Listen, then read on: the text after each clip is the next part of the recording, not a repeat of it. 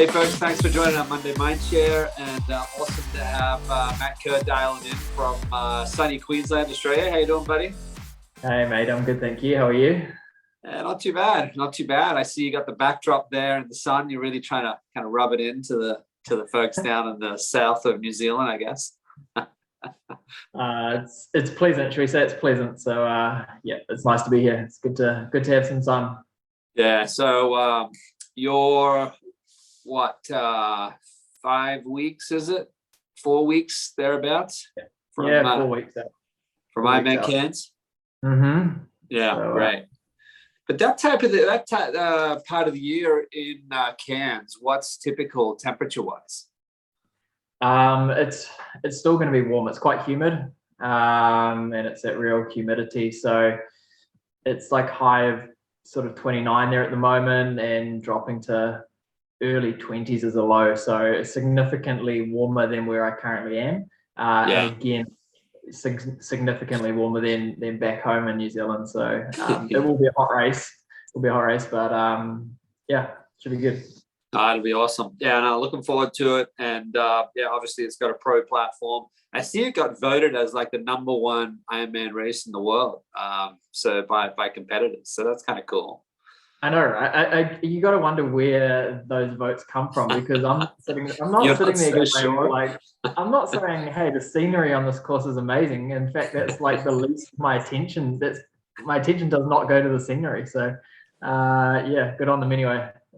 It might be just the friendly Aussies, that everyone appreciates. But hey, so why don't we just chat quickly on the last few races for you, and maybe you can reflect that back to last year's Cairns race, where you placed 6th, I think, if my math is correct. And then specifically, I want to get into just a deep dive for that last 4 weeks for you. From a zone 2 perspective, and how you're splitting your sessions up between that and high intensity race simulation type sessions, and maybe just deep dive into some of that if you're good with that.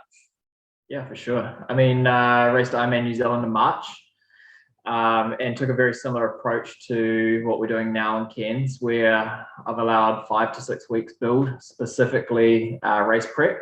And in that period, in that 5 to 6 week period, there's a mixture of zone 2 training.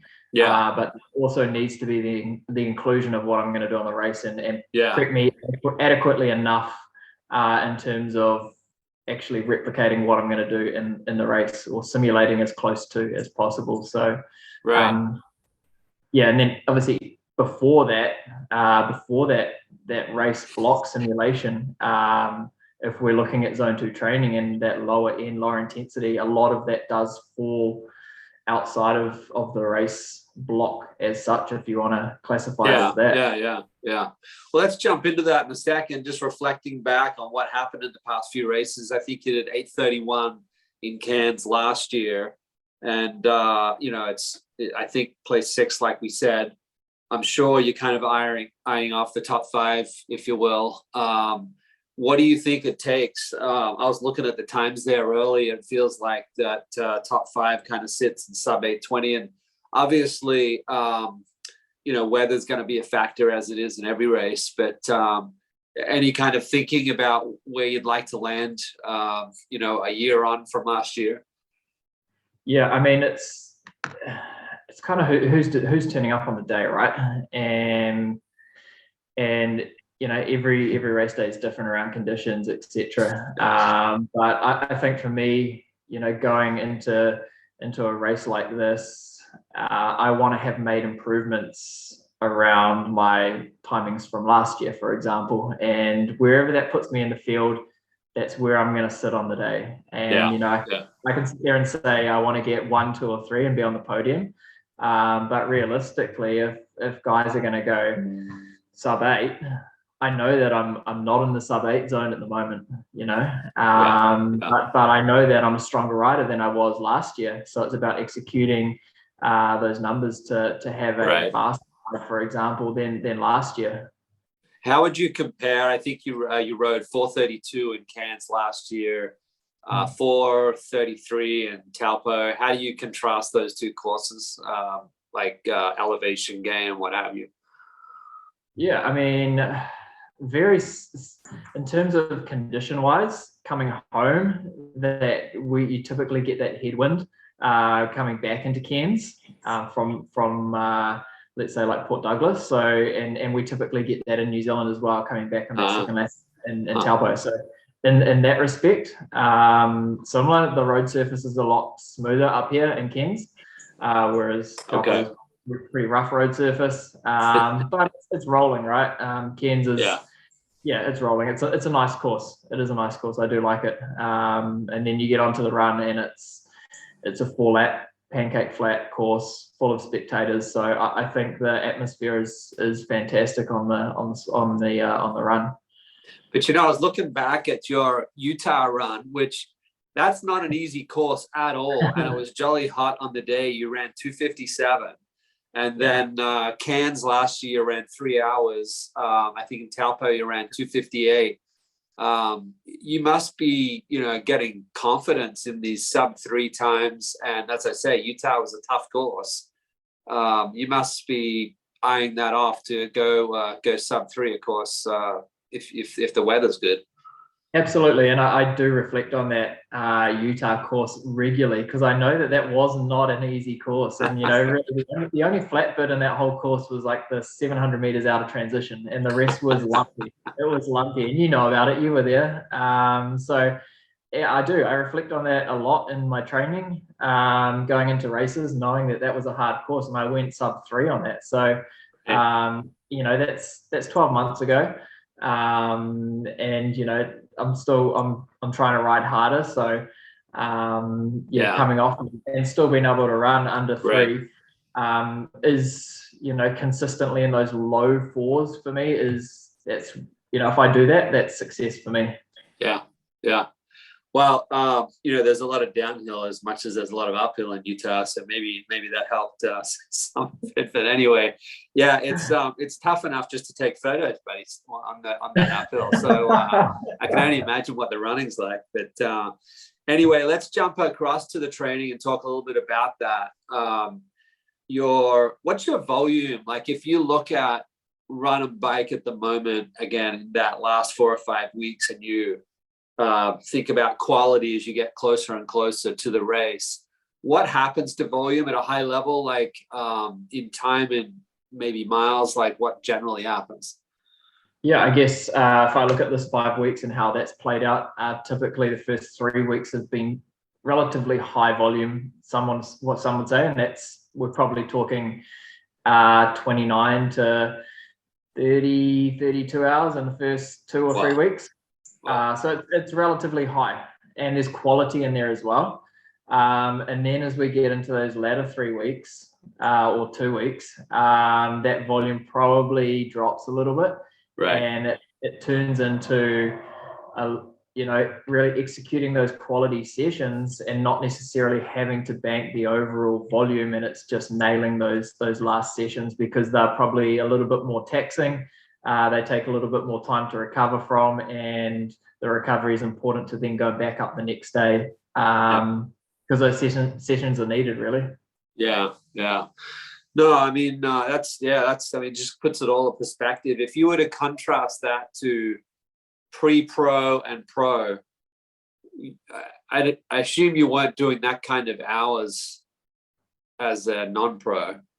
No, and I don't think we were as specific around the quality that we're doing as well. We're definitely doing quality, but it's really now we're pretty dialed in as to, and things change through different blocks. Don't get me wrong, things definitely develop and change, and but it's not the same as what it was. Yeah. Okay, so I think you mentioned it's like a 5-week block, this last kind of build, if you will. So percentage of zone 2 versus high intensity tempo pre this last 5 block, and then what happens inside of this block at a high level, kind of what kind of shift is there on how much zone 2 pre and now in this kind of final build? For sure. I reckon, like in a block where I'm not talking race, where we're not talking about race specific, it was probably like maybe 70% zone 2 stuff. That high.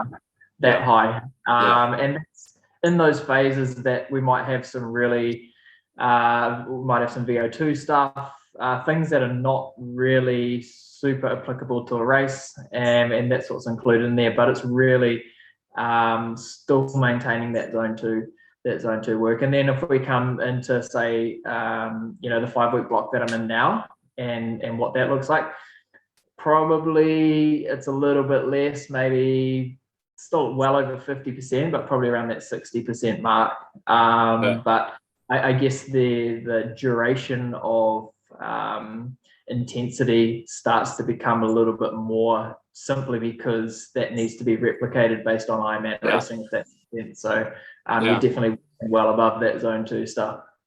What are you only using heart rate as the defining metric of whether you're in that zone, or you're looking at, like, with cadence and power, you're trying to sit at zone 2, and, like, as a function of all of that, is it for you easy to do it inside on, say, Zwift, or are you doing this mostly outside? And there's a lot of questions in that bit.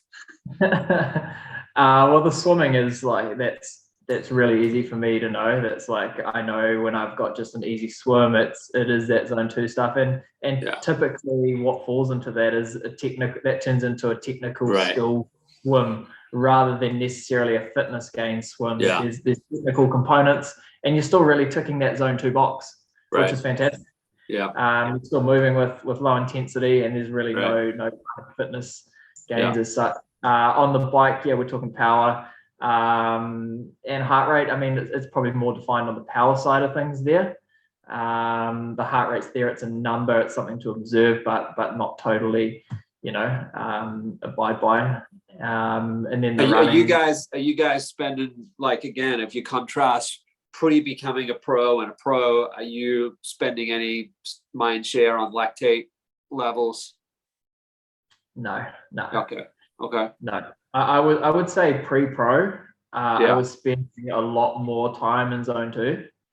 And just a bit of background on that, I think, which is quite important, Leighton, is I've been in the sport for 4.5 years, 5 years, and for me, developing that zone 2 system whereby I, going down the long course route, I needed to be efficient in the fuel that I was burning. I had to really drive those initial years of working zone 2, whereas you look at some of these guys that have been doing it since they were 15, they've got an element of that base already built. So I did have to spend a lot more time in those earlier years pre-pro going zone 2 and just taking things really easy.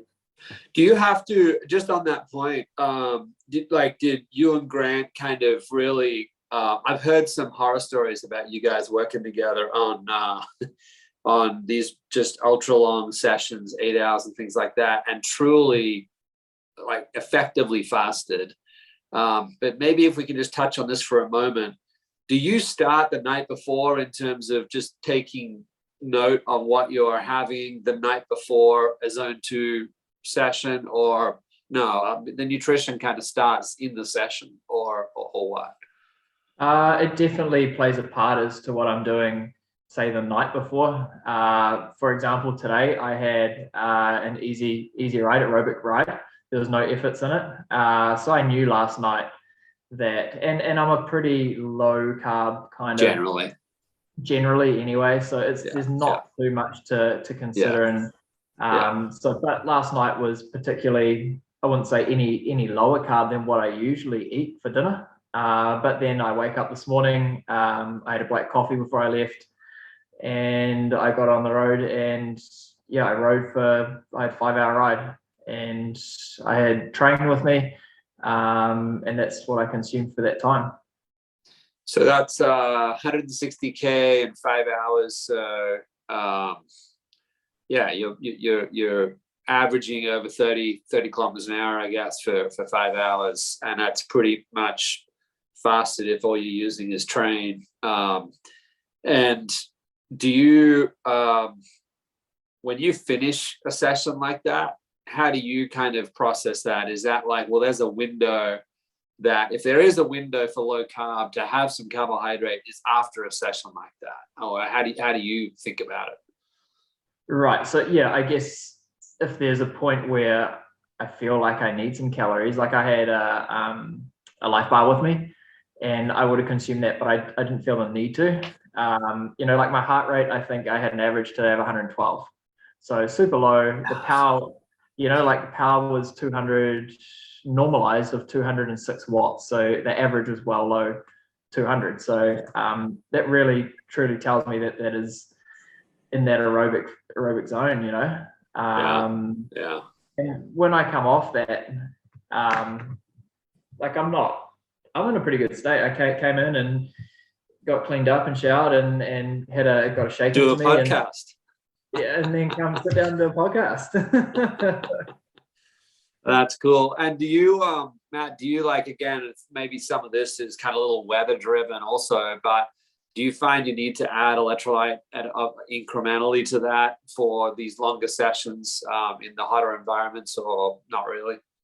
I drop, like, in each bottle, I drop 2 grams of sodium. Yeah, just right. And they dissolve. So that's similar with the train, and that's my fuel, and that's my electrolyte as such. Yeah. We're not talking like it's super hot here at the moment. Right. On a ride like that, I know that I'm not going to be pouring out sweat because it's really a lowish kind of intensity ride. Whereas, I have a Tuesday brick at the moment in this phase that I know I need to carry carbohydrates with me, and I feel that very differently, and I eat a little bit differently the night before, and I consume on that ride, because I've got a run off as well. So and I know Dave Scott used to talk a little bit about even on his what would you say, he would just say that in a lot of his zone 2 sessions he would still have about 20 minutes in like a 5-hour type session, like you were saying. He would still talk about spotting in some interval work in every zone 2 session. But there's different, that was training back when, right? So do you you and Grant split it out quite discreetly as that's a zone 2 session and other sessions are, like you say, high intensity tempo or brick like sessions? Do you split it out? It is split out, yeah, for sure. And I think, it's hard to get both in, say, one session particularly. It probably just is a matter of, natural instinct that does happen to some degree. I know I've got a hard run on a Friday, and there's a section in that run where I walk for 4 minutes, as a recovery. But the quality lies in that 1 minute of VO2 work into 3 minutes of threshold, and then into 8 minutes of Ironman work, and then I walk out for 4 minutes. So that's a recovery period. But really, the priority within that session is that work of intensity. Well, let's chat on the high intensity side. Maybe before we get into true, threshold, lactate, high intensity type sessions. In the running world, they do a lot of these kind of in the middle, if you will, tempo type sessions. Does that play out in your training blocks, or is it predominantly you're either doing zone 2 or you're doing like what you were just talking about? The gray area. The gray area, right? I guess our gray area at the moment is almost that Ironman pace. Yeah, right. And there's definitely an inclusion in that. And if I look pre-pro, my long runs consisted of no efforts, not running at race pace as such. It was more a developmental run of A, being able to stay on my feet for that time and accustomed to that, and B, help that oxidative process happen. Whereas now I look at my long run and I've got Ironman efforts in it, and that's running at Ironman paced effort. So that could be considered that gray zone. So there's a spectrum across where we apply things, and ensuring that we do include everything, but there's also, like I mentioned, we're not sitting there doing specifically a VO2 only session, because that's not super relevant to where we see falling in this kind of block. Yeah, it's funny you say that, just that whole concept. And particularly, I think, as you go back into a season and you're just trying to get your headspace in the concept of being on your feet, on the road, with a certain intensity for so long. A lot of that is just the mindset to kind of just embrace it. And it does take a few of those sessions to get back, I think, into that. Certainly see a lot of that in the ultra running scene, and just the concept of spending 30K in the hills. Just the mental readiness for that it takes some time. I agree. I totally agree with what you're saying there. How do you, so let's talk about simulation as such of, race distance. This question about, are you simulating for distance or are you simulating for speed? And if relative to that, let's talk about how that plays out in the pool or on the bike, whether that's on the road or in Zwift, and then on the track. Starting with the pool, is that is it just more at race pace, or is it more you're doing the whole distance, if you will, of Ironman, which is almost 4 kilometers? How does it play out for you for the swim side of things? Swimming at the moment, I'm finding I would very rarely do a session under 4K. And that session could be a 4K session of, a hard 4K, or it could be a 4K that's mixed in with what I talked about before, of drills and skills and technical aspects. But I guess if we talk about where's the relationship between what I'm doing in the pool versus what I'm going to do on race day, it's more the longer intervals. But I'm not sitting there going and doing a 3K time trial in the pool. It's more split up into trying to build that kind of threshold work in the pool. I know some of the squad, like pure pool swimming squads, would, particularly for distance pool swimming, so I think 400s and 1500s, they would employ a lot more paddle work as they get closer to racing, just for raw strength building, but at speed, meaning like closer to race pace. Is that you find you're using the paddles more as you're getting closer to racing, or how does that play out? Like I am a huge fan of paddles, and I've got some big paddles which require quite a bit of pull to get through, and they get whacked on. They're on pretty much every session. It's just a matter of when they're used, and when that fast turnover of the stroke count is actually a thing when you start putting some speed into it. Definitely, and you get that strength element too, right? Totally. You've used paddles. For sure. So let's talk about this same question, but just jump to the bike. Firstly, I guess my question would be is, for high intensity type sessions for you, is that something that you would prefer to do, or you feel like it's better returns if you do that on a Zwift platform or out on the road? Like, what's typical for you when you get into this high intensity space? Like anything in the high threshold zone, I know for me is better on the trainer, on Zwift. Okay.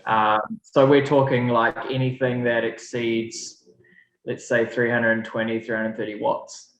I'm better on the trainer, simply because A, it's safer. B, trying to push that power on the road consistently can have its disadvantages. But then also on the trainer, on erg mode, you can't run away from it. You're forced to, you're forced to ride at 350, 360 watts for a period of time. I totally get that.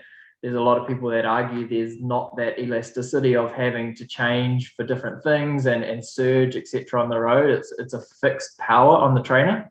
But I think, especially for that, even the top end VO2 stuff at like 400 watts, well, good luck in putting that out on the road, really, unless you're going climbing in the hills and whatnot. So I think there's just more accountability to be able to do the effort for the time duration and at the power on the trainer. And then same question for the run. Obviously a lot of athletes head for the track, but there's also a group of athletes that would use hills as a way to still drive very high intensity run sets. Yeah, in some degree, it's a lower intensity in that your stride length is shorter. You're not really coming down hard on the heel. Do you do much hill work as you're getting closer to racing? Like, is there a good strength aspect to that? How do you look at it? Not particularly, but I tell you where we did implement that was for Utah, particularly knowing the course and knowing that it was a hilly course. And for me was learning to be able to run down hills efficiently rather than use it as a recovery. So right. That was definitely included in that block pre Utah. Well, that was your 257, mate. So maybe there's something in that, you know. There you go. And you know, I speak to Grant, and he will tell me that the thing that we particularly lose, I think, when we get so focused on Ironman is the terrain variability, and it's so easy to just run flat and do efforts on the flat. Yeah. But we even look in Taupo at the end there, and it gets quite lumpy around the turnaround and a little bit of rolling there. So I think on reflection, that was probably an area of training that we probably could have done better on. Yeah. I was looking at the splits on the race day, and you know, obviously on Ironman track, you're just looking at numbers. You don't have a clue really what everyone's doing in terms of where they are on the course. But I figured there was somewhere around the turnaround where it went up and down just based on your mile splits. So anyway, yeah. So that's interesting. And then if you were to just getting into these sessions outside of, you know, heart rate, what else are you kind of testing for or training for? I feel like, what are you looking at as a proxy for progress in your high intensity sessions? Like, is it speed of which your heart rate's coming back down, or what are you looking for? Yeah, so I guess it's where that buffer zone is, where the heart rate's getting to, and are we seeing an improvement on that week on week? And there doesn't necessarily have to be an improvement, but if it's going the other way, then that's a concern, and we want to know about it. That's a good point. Potentially, you know, but it's positive when you see the recovery periods actually being what they're meaningful. You know, you're actually getting some recovery in that moment. You know, just like what I talked about before, when I've got that walk period in that run, like that's specifically to bring the heart rate down to get some recovery in that time, so that quality interval can be hit again. And what's the typical, like, it's different for swim, bike, and running, but maybe just particularly for running, where it can be, again, at high intensity, it can be injury prone. It's hard on the body. So what kind of like duration are you doing high intensity, both a time comment and maybe just what kind of distance you cover on a high intensity session? Yeah, so it's progressive. We're always starting week 0 or week 1. Let's say like my long run would start at say 150 on week 1, and then we'd push that out closer to Ironman at probably 230. And as that duration of that session gets pushed out, equally does the interval set of that. So I'd start, for example, just comes to the top of my head on the running, my long run, I'd go through 3K blocks with 1 or 2 off at effort, and then repeat that for the duration, and that'll push out to, by the end of that, we're probably talking 7 or 8K blocks of, so 7K of effort, 2K off, and then roll through that again for the duration of that run. So yeah, we're kind of trying to move upwards, and same with those other key sessions. What kind of speed are you running those high intensity sessions at? Are you 3 minute, 4 minute, like Ks? Like where does it sit? Yeah, so I've got 2. If we talk about quality runs, let's go with the run. I've got two quality run sessions that are higher end. One is kind of like a VO2 run, so I'll spend a minute at 320, back that up straight into 4 minutes, at 3:30 pace, and then roll into 7 minutes at Ironman pace. So that's around 4 minutes, and cycle through that for 3 rounds, and then, you know, progress that into 4 rounds, and then finally at the end of that block into 5 rounds. So the intention of that is we're getting some top end work, so we're getting some high intensity. But then at the back, we're also having to run Ironman pace off tired legs. So that's the quality for that. Then we take that, as I say, that walk period, and then hit that again.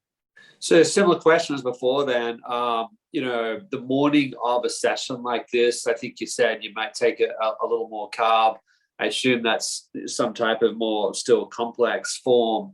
But when you're doing these simulation run sessions, are you also starting, because I know like all pros, like, and we advocate this at SFuels too, of course, is that as you get into racing, we absolutely adopt, you know, fairly solid carbohydrate consumption per hour. So are you doing some testing and, if you will, almost nutrition simulation in these high intensity sessions also, Matt? Yeah, I am. Yeah. And that falls, like, I have a Tuesday session at the moment. That's a brick. And that's at the moment where I'm up to, I'm riding for 4 hours, and I've got, what have I got? I've got 5 by 30 minutes at Ironman power on the bike. Right. And then I run off, like I just ran off on Tuesday, for 90 minutes, and straight into 8K at Ironman pace, 3K off, and then back on for another 6K. So that's a 90-minute run. And like, I can't do that fasted. I can't do that with no fuel. No. And so I'm consuming during, and I just, to be honest, I just use the Race Plus formula. I put 3 scoops of that in my bottles. I've got 45 grams of carbs, and I know that I need that. No, I mean, that's just the nature of simulation of both the gut for what's going to be like on race day. So absolutely makes sense.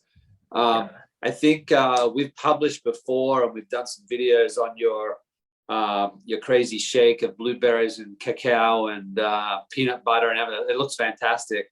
Well, it doesn't look that good at all, but I'm sure it would taste pretty good. But is there any kind of typical meals for you, like you feel like after these high intensity sessions, you know, heavy on the protein, or how do you kind of think about nutrition after these kind of high intensity blocks? After every session, whether it's high intensity or not, even today, like I came in and it's straight into a shake. So exactly that shake that you just described, it, like the peanut butter is a luxury, or the almond butter, whatever it is, that's a luxury. It's generally just berries, ice, a couple of scoops, and mix it around, and that's in me straight away. And then I just go straight into like an omelet, really. And I've got protein from the night before, or if I don't have that, then I've got extra protein in the fridge, and I'll whip together an omelet, put some avocado on there so I get some fats in, and 3-4 eggs. Sounds great. So that's kind of the go-to, and we get into a rhythm and a routine. You get stuck in your ways, but it's like it's satisfying. Cool. It's awesome. Well, thanks for all the insights there. It's just awesome to kind of hear someone talk through it all. There's just 30 hours a week. That's massive. I love the way you and Grant talk about your hierarchy of goals. I think you have a certain terminology, you talk about it, but as you're going into Cairns and thinking about like just what it is that you're seeking to achieve, I don't even know if you want to be public on that, but you know, what is it, the top 3 things, or what has to be kind of done, if you will, out of this race? I want to ride as far to the front as I can, and in order to do that, I need to swim as close as I can to those guys that are going to be up the front. So going into this, the swim is quite a big focus, and it has been. Like I've put together 3 weeks right now and not to say that it's all about volume, but I've had like 30 Ks plus of swimming for the last 3 weeks, with quite a bit of technical coaching back home in the NZ before I left. So trying to implement and apply some of that just to try and get some, a couple of seconds, 1 second, 2 second per 100, and try and be a little bit closer up the front. So we're hoping for, you can't rely on hope, obviously, but we're liking to see some improvement on the swimming for sure, which I know I've got the numbers to ride what is being ridden up the front of some of those races. It's just a matter of closing that gap to start with. Well, hey, for all the non-Aussies who watch this, which is most of the people actually who watch our Monday Mindshare, if you've never been to Cairns, Cairns is close to one of the most croc-infested parts of the world. So I would be doing a lot of swimming too to be ready for Cairns myself. So I don't blame you for another reason, ulterior motive. Okay, so come out with the front guys and then obviously just hang as best you can with them on the bike for a strong bike. Be in there on the bike, I believe, and I think a lot of the sessions that we're doing at the moment on the bike, there's a lot of confidence that comes from that. I work basically towards like a 5 by 45 minutes at race pace, which gets me like very close to 180k in a train ride, and I know that that's a session that I do that 2 weeks out before, and if I can nail that, that's a huge confidence thing for my mind. And I did that in Cabo, and it's a good thing to be able to take into that race. So and I know I can get there, I'm capable of that, and I've done it before, so it's just a matter of going again and pushing a little bit more than I could in Taupo. So and then if you can be with those front guys for the ride, then I know I'm not going to run a 240, but I'm already 10 to 15 minutes ahead of what I could have been second pack. That's the plan. So it's going to be interesting, mate. It's going to be fascinating. I'm absolutely looking forward to watching this. And, for all of us who are watching, it is beneficial if you do come out the front pack, because then the TV guy is going to have you on camera. So we don't have to just watch you on the Ironman tracker, So if you can do that, that'd be good for us too. Hey, so all the best. I know we're going to have you with Bob, and we'll get it that show out sometime closer to race day, but all the best for your build. And I think we're going to touch base with you on just giving us your voice updates between now and then. So I'll keep everyone posted. Fantastic, mate. Thank you. All right, bud. Well, hey, stay safe, be well. We'll catch up soon. Talk soon, Matt. Awesome. Take care. Thanks later. Thanks.